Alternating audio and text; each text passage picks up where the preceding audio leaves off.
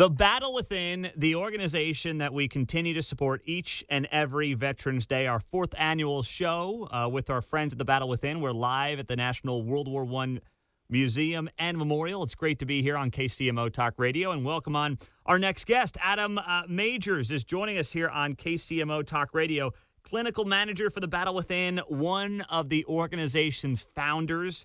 He's been a regular guest on this show as one of the founding fathers of the Battle Within. So, Adam, I know that you are somebody who is really the architect of this curriculum. For people that don't know the curriculum, a week long, get them on that journey and battle back from PTSD. How did you create the curriculum, and what was your reasoning for how you put together the curriculum? Hey, Pete. Well, first of all, thank you for having me.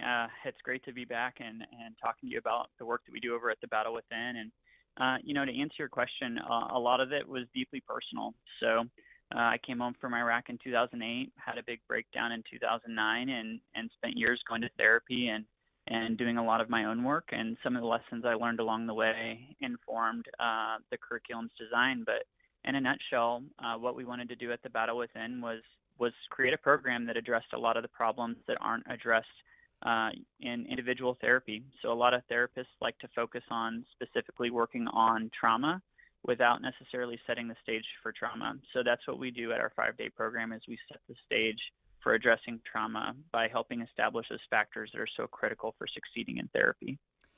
When you look at this program, was there a thought of making it longer, 10 days? I know it's a week. It's an outstanding week-long program, but how do you determine, hey, a week is a good place for this program, and we can do all this in a week and get people in and out and then get new folks into the program? How did that timeline come together? Well, honestly, a lot of it is just trying to think about what's practical. What can the common veteran or first responder, what can they really afford to give? A lot of them are parents and have busy home lives, busy jobs, and so we thought, okay, what can we do in 5 days? What goals can we attain in 5 days? And our two core goals are to establish a pro-therapy, pro-healing attitude, and to make sure that people can lean into their healing process, with a lot of vulnerability and a willingness to take a hard look at themselves and to hold themselves in a loving, supportive way. And the other thing is to teach a lot of emotional regulation skills. So we just started kind of mapping it out. What does Monday, Tuesday, Wednesday, Thursday, Friday look like to accomplish those goals? And ultimately, the data from our survey shows that we're actually really successful in what we do. And that surprises even a lot of psychotherapists who do this work. Adam, I think about what you guys do. What is something maybe over the last year, I know the program hasn't really changed, but for you in terms of being a founder and running the program, what has been different over the last year?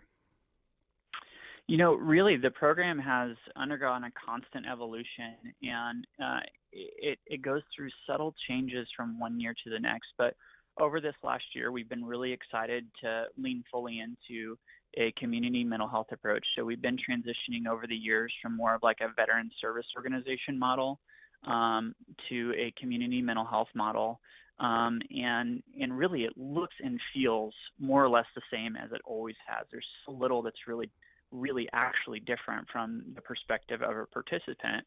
But, in the background, we're doing all the things that any community mental health organization needs to do to thrive and be successful. And I think that that's a really exciting development for our organization, is to ultimately be able to prove this thing as a formal treatment that can take people deeper places in their recovery. Mm-hmm. As we look at where you want to go moving forward, Adam, what does the next year look like? As people are listening to this show, and there may be veterans and first responders who are hopefully, if they need the Battle Within services, will go to the website and will look you guys up and sign up. But for those who also, may consider financial support of the Battle Within, what does that look like as you kind of move forward and take that next step as an organization? Well, honestly, for me, I've never been more excited about where we are as an organization, and we have a lot of really exciting developments, including being able to prove that this stuff works from a clinical perspective with the data. We are building out our own facility now where we can increase volume and help more people and do deeper, better work.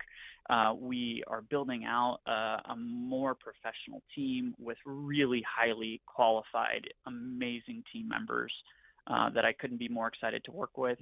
And across the board, we're just professionalizing. We're making sure that that everybody who's involved in the work that we do is doing it at the absolute highest level. And I think that's really exciting and something that anybody who's thinking about coming should be excited about, to know that when they come, they're going to get the best version of what the Battle Within has to offer. And that for anybody thinking about supporting us, I honestly really don't know of another nonprofit where the dollars are better spent. That's awesome. He is Adam Majors, doing great work with the Battle Within, and one of their founders, and of course, a guy who has put together this curriculum. Adam, I really appreciate you being here. Thank you so much for the time, as always, my friend, and we'll talk to you soon. Have a great day. Thank you, Pete. Appreciate it, man.